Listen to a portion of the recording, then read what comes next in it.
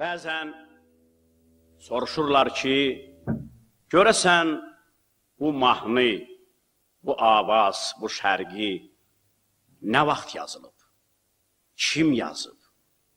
Niyə yazıb? Mən ta uşaqlıqdan Azərbaycan xalq mahnılarını çox sevirəm oxumağı. Bundan da artıq mən aşıqları sevirəm. Həyatımda aşıqlar mənim çox böyük bir müsbət rol oynayıblar. Bir dəfə mən televiziya ilə Azərbaycan xalq mahnısı oxudum.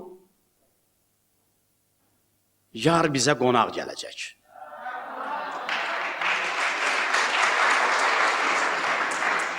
Bu mahnıdan sonra mən Naxçıvana səfərə getdim. Naxçıvanda Xalxal meşəsində bizə gözəl bir məclis açmışdılar.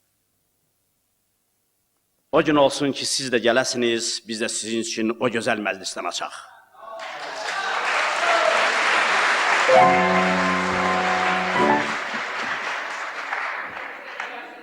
Bir nəfər məndən soruşdu ki, Lütfiyar müəllim, çox şirin avazın var.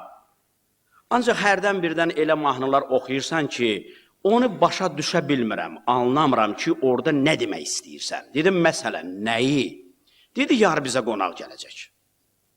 Dedim, dedi ki, axı, deyirsən ki, yar bizə qonaq gələcək. Bilmirəm, nə vaxt gələcək. Bəlkə sabah gələcək.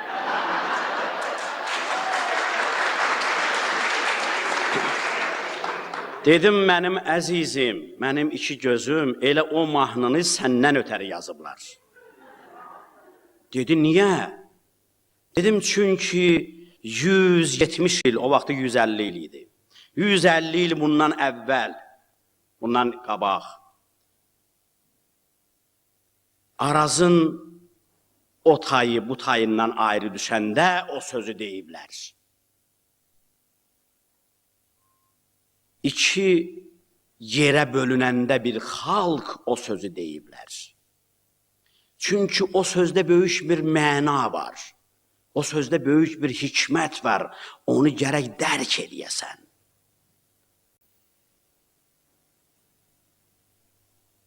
Yar bizə qonaq gələcək.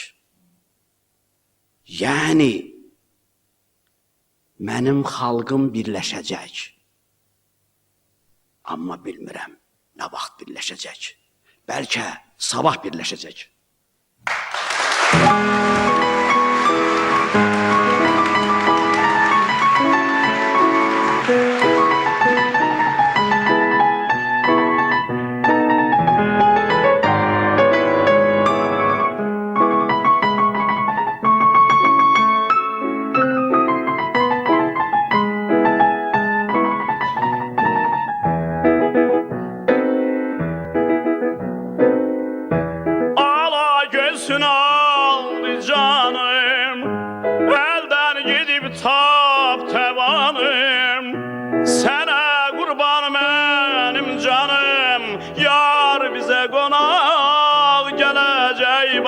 Bilmirəm nə vaxt gələcək gülüm, söz verib sabah gələcək.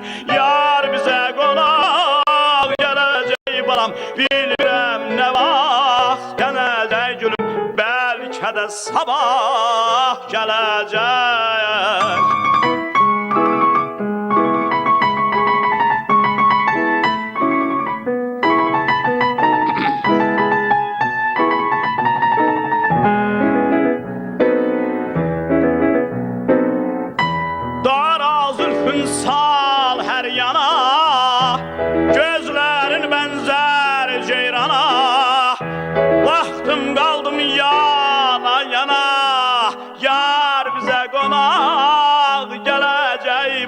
Bilmirəm nə vaxt gələcək gülüm, bəlkə də sabah gələcək. Yar bizə qonaq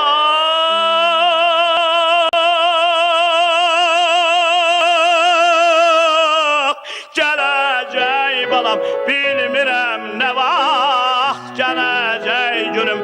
Söz verib sabah